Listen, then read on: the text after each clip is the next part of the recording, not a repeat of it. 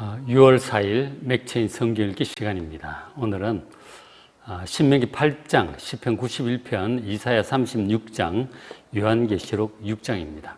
꾸준히 읽으니까 모든 성경이 진도가 잘 나가죠. 오늘은 네 군데 중에 신명기 8장 말씀 잠깐 함께 보려고 합니다. 이 신명기 8장은 지금 약속의 땅 정복을 앞둔 이스라엘 백성들에게 광야 40년의 세월을 잊지 말고 잘 기억하라고 하는 그런 말씀이에요.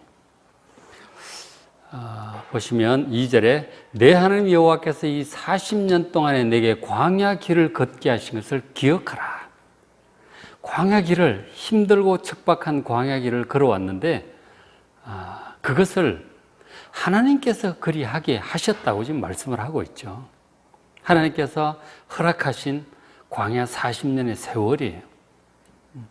그것을 잊지 말고 반드시 기억하라고 말씀하십니다. 그러면서 광야의 세월을 허락하신 이유에 대해 설명하시기를 이는 너를 낮추시려고 그렇게 하신 것이라고 합니다. 그러니까 이 백성들이 자기 생각이 옳다고 하는 이 고집, 교만을 낮추고 하나님께 항상 묻고 그 인도하심을 따라가는 겸손한 마음을 가질 수 있도록 이 광야 세월을 겪게 하셨다고 말씀하시는 것이죠. 그리고 이제 또 하나 또 중요한 것이 너를 시험하사 내 마음이 어떠한지 그 명령을 지키는지 지키지 않는지 알려 하심이라고 말씀을 하셨어요. 그러니까 우리 시험한다고 하는 말은 이제 연단한다는 그런 뜻도 있고 그 마음을 알아보려고 한다는 뜻도 있는데 결국은 이제 우리의 마음이 성도들의 마음이 어떠한지 그러니까 하나님의 명령 곧 하나님의 그 모든 말씀을 중요하게 지켜 그렇게 따라가려고 하는지 그런 중심을 갖고 있는지 알게 하려고 그런 중심을 갖게 하기 위해서 이런 광야를 지금 걷게 하셨다고 하는 것이죠. 우리도 마찬가지입니다. 우리도 내 생각이 아니라 자기 생각이 아니라 하나님 말씀을 잘 듣고 순종해서 살아야겠다는 그런 중심이 생길 때까지는 어쩔 수 없이 광야의 세월을 겪게 되는 것 같아요. 참 이 광야의 그 힘든 세월이 아니고서는 그런 중심이 그런 마음이 생기지 않는다는 사실이 좀 안타깝죠. 안타까운데 그러나 어쩔 수 없는 것 같아요. 인간의 죄악된 본성, 어리석음과 교만 때문에 어쩔 수 없는 것 같아요. 결국은 광야를 겪으면서 내 생각을 좀 내려놓고 낮아지고 하나님 말씀을 잘 듣고 순종하여 따라가려고 하는 그런 중심이 생기는 것 같아요. 참 광야는 어쩔 수 없는 것 같습니다. 그러니까 불가피하게 우리에게 허락하시는 이 광야의 세월을 여러분 잘 받아들이시길 바랍니다. 받아들여야 합니다. 어쩔 수 없어요. 그리고 또 말씀하시기를 5절에 너는 사람이 그 아들을 징계함 같이 내 하나님 여호와께서 너를 징계하시는 줄을 생각하라. 그렇게 말씀합니다. 이 징계라는 말이 연단이에요. 연단이란 훈련 연단. 히브리서 12장인가 3장에도 저런 징계라는 단어를 쓰고 있는데 징계가 없으면 그건 사생자다. 친아들이 아니다. 그렇게 말씀을 합니다. 그런 것들이 이제 다 이 연단, 광야의 연단을 말씀을 하시는 것이죠. 이 광야의 연단을 아버지의 징계로 혹은 아버지께서 허락하신 연단으로 받아들이고 그렇게 아시고 하나님을 향해서 혹은 환경 때문에 원망불평하지 마시기 바랍니다. 하나님께서 허락하시는 것이다. 자녀에게. 그래서 그 하나님 아버지를 경외하는 마음으로 이걸 받아들여야 돼요. 불평할 것이 아니고 이 광야의 세월을 허락하신 하나님 아버지의 그 마음, 결국 우리를 사랑하시고 필요해서 허락하시는 거잖아요. 그러니까 그런 일을 전체적으로 진행하신 하나님을 경외하는 마음으로 받아들여야 된다는 것이죠.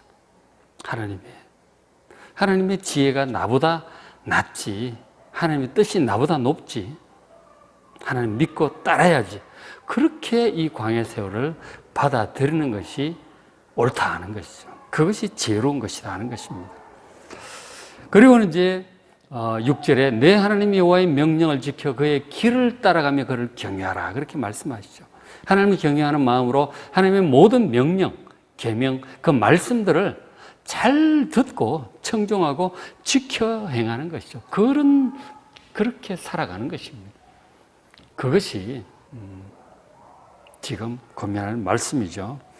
자, 그런데 우리가 이 광야의 세월을 통과할 때 그냥 우리끼리 생고생하는 것이 아니고 하나님께서 확실하게 도와주고 함께하고 계십니다. 8장 4절에 이 40년 동안에 내 의복이 헤어지지 아니하였고 내 발이 부르트지 아니하였느니라. 이 옷이 말이에요. 이스라엘 백성들이 당시 지금으로부터 3,400년 전이잖아요. 우리는 지금 옷감이 상당히 좋습니다. 옷감이 오래 가죠. 그래서 옛날 옷감은 정말 질이 형편없죠. 그렇게 오래 입을 수 있는 옷이면 어때요? 좀 빨고 몇 번 빨고 이러면 그만 헤어지고 이제 그렇게 되는데 40년 동안 옷을 구할 때도 없고 그런데 이 백성들이 40년을 그 땀에 젖기도 하고 먼지가 묻기도 하고 뭐 좀 빨기도 하고 오아시스에 가면 그러지 않았겠어요? 그런데 그 의복이 헤어지지 않았다는 거예요. 이게 기적이잖아요. 기적이에요. 그리고 발도 그 광야에 막 척박한 곳을 다니는데 부르트질 않았어요.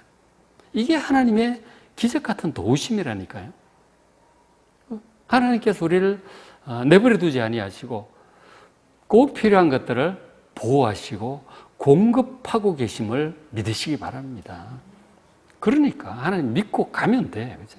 보호하신 하나님, 공급하신 하나님을 믿고 그 인도하심을 잘 따라가시길 바랍니다. 그리고 결국은 이 광야 세월을 다 지난 다음에 7절에 내 하나님 여호와께서 너를 아름다운 땅에 이르게 하실 것이다. 바로 젖과 꿀이 흐르는 땅, 약속의 땅에 이르게 하실 것이다. 아름다운 땅이라고 표현을 하고 있죠. 얼마나 좋으냐면 그곳은 골짜기든지 산지든지 시내와 분천과 샘이 흐른다. 이 광야에서 물이 없어서 그렇게 고생을 했는데 그곳에는 어디든지 시내도 있고 샘물도 풍부할 것이다 하는 것이죠. 그렇고 그리고 이제 그 8절 제가 생략을 했는데 뭐 여러 가지 보리와 뭐와 다 풍부할 것이다. 9절에 네가 먹을 것에 모자람이 없을 것이다. 다 풍족할 것이고 그리고 더 좋은 게 보면 더 나아가서 내게 아무 부족함이 없는 땅이다. 다 있다. 그리고 그 땅의 돌이란 돌멩이에 불과한데 그 가나안 땅에 있는 땅은 돌은 철이고 산에서는 동을 캘 것이다. 뭐 없는 게 없어. 정말 풍족하고 좋은 땅으로 분명히 하나님께서 인도하여 들으신다는 사실을 믿으시기 바랍니다. 그 이스라엘 백성들이 그거 바라보고 지금 가는 거 아니에요. 그런데 그 아버지 세대 다들 죽은 그 출애굽 세대 사람들은 그 하나님의 약속을 힘든 일이 생길 때마다 의심하고 믿지 못했어요.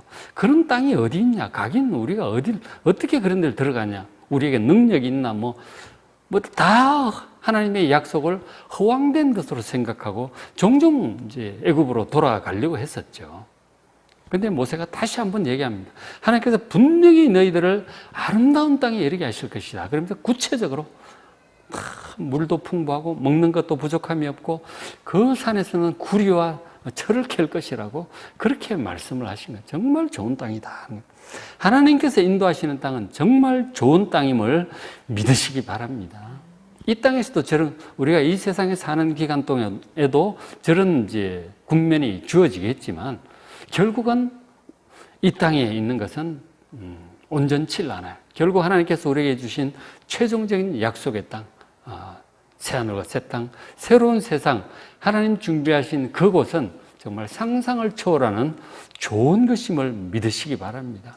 뭔가 그런 것에 대해서 호황되게 생각을 한다든지 믿지 못하는, 하나님의 말씀을 믿지 못하는 그런 의심을 품지 마시고 성경에 가득 찬 그 말씀들, 에덴 동산을 회복하고 새하늘과 새 땅을 그로 인도하실 그 하나님의 영원한 구원의 아름다운 땅을 사모하며 살아가시길 바랍니다.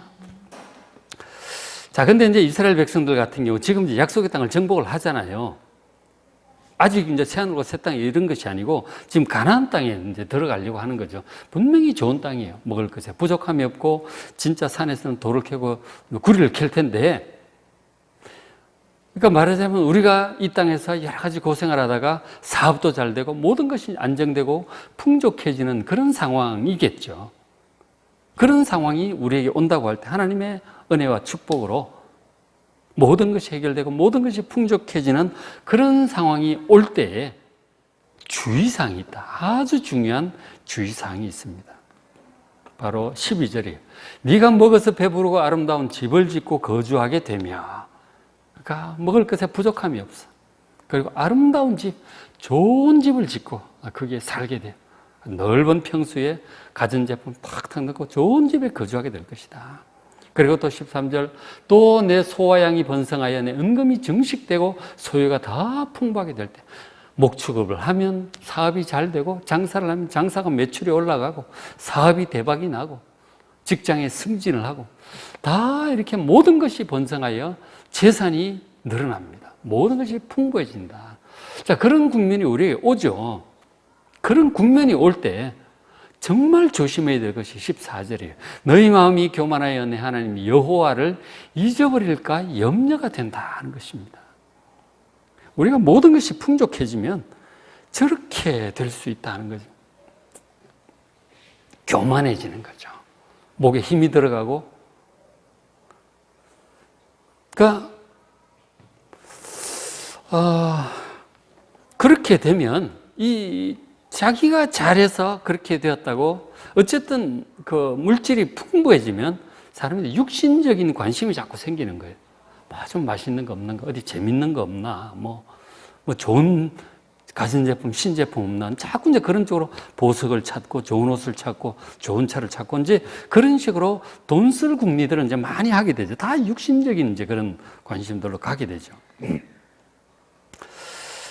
자, 그렇게 해서 하나님을 잊어버리면 이게 참 큰일이다 하는 것이죠. 모든 것이 풍족해서 참 좋은데, 하나님 축복으로 된 것인데, 그것 때문에 하나님을 잊어버릴까? 그것이 이 지금 약속의 땅 정복을 허락하시는 하나님 마음에 있는 고민이에요. 약속하셨던 축복을 지금 베푸실 건데, 40년의 연단을 거친 다음에 이제 할 건데, 그런데 이 백성들이 마음이 교만하고 육신적으로 흘러서 하나님을 잊어버리게 되지 않을까? 그것을 하나님께서는 염려하고 계시는 것입니다. 자, 생명과 복의 근원이신 하나님을 떠나가면 그것은 저주와 멸망이 오는 것입니다. 정말 조심해야 돼. 이렇게 안 되도록. 풍부해질 때 이런 생각을 가질 수 있습니다. 17절에 네가 내 마음에 이르기를 내 능력과 내 손의 힘으로 내가 이 재물을 얻었다 말할 것이라. 아니다. 너희 하나님 여호와를 기억하라. 그가 너에게 재물을 얻을 능력을 주셨다.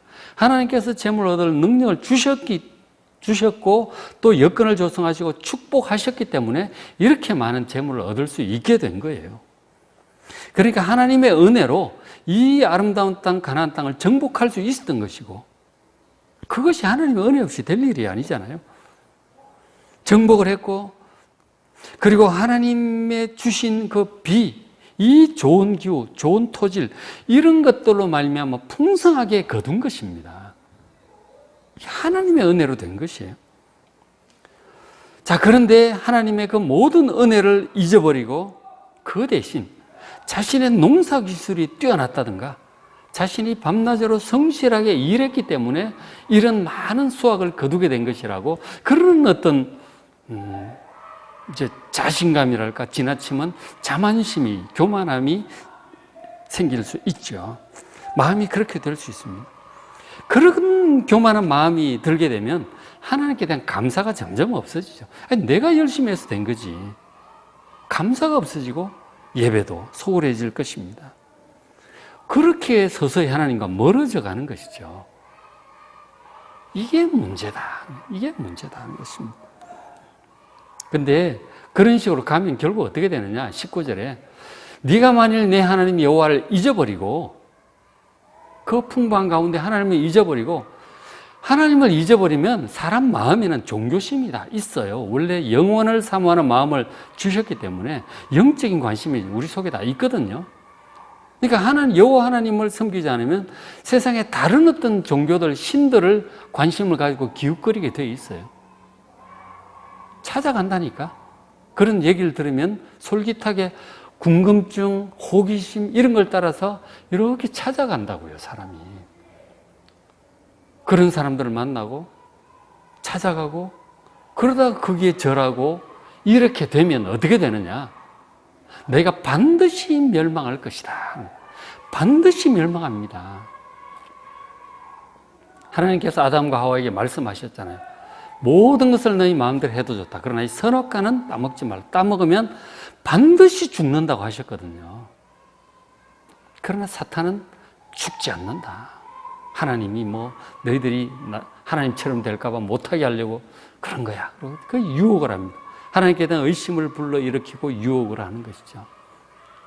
저런 다른 신들을 따라가는 그 마음들이 하나님께 대한 두려움이 없는 거, 반드시 멸망한다고 하는 저 말을 절대로 잊어버리면 안 됩니다. 두려운 마음을 가져야 되는 거죠. 내가 이러다가 큰일 나지. 그게 하나님이 두려워하는 마음이죠. 그는 성령께서 주시는 마음이에요. 그런 마음이 있어야지 아예 하나님께 대한 두려움이 사라졌다. 그거는 정말 큰일 날 일인 것이죠. 너희가 반드시 멸망할 것이다. 하나님을 떠나가면 반드시 멸망할 거라고 하는 이 두려움을 여러분 결코 잊지 마시길 바랍니다. 20절 이는 너희가 너희 하나님 여호와의 소리를 청종치 아니함이다. 하나님의 말씀을 청종, 잘 듣고 순종하여 그렇게 따라가야 되는 거예요. 그렇게 해야 되는 것인데 하나님의 말씀을 듣지도 않는 거죠. 두려운 마음도 없어지고 듣지도 않고 하나님을 잊어버리는 것입니다. 감사도 없고 이거는 서서히 잊어버리고 다른 신들을 따라가 멸망의 길로 들어설 수밖에 없습니다.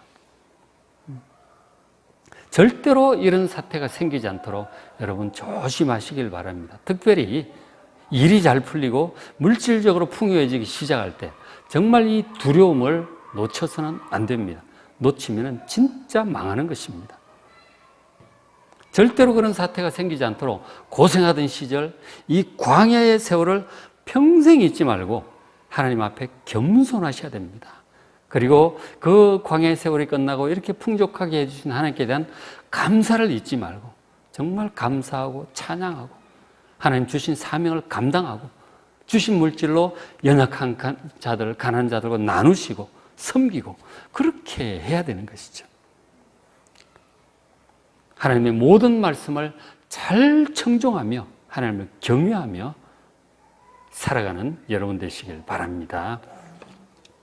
자, 오늘 말씀 신명기 8장 다시 한번 잘 읽어보시고 시편 91편, 이사야 36장, 요한계시록 6장 말씀 잘 읽으시고 은혜 많이 받으시기 바랍니다.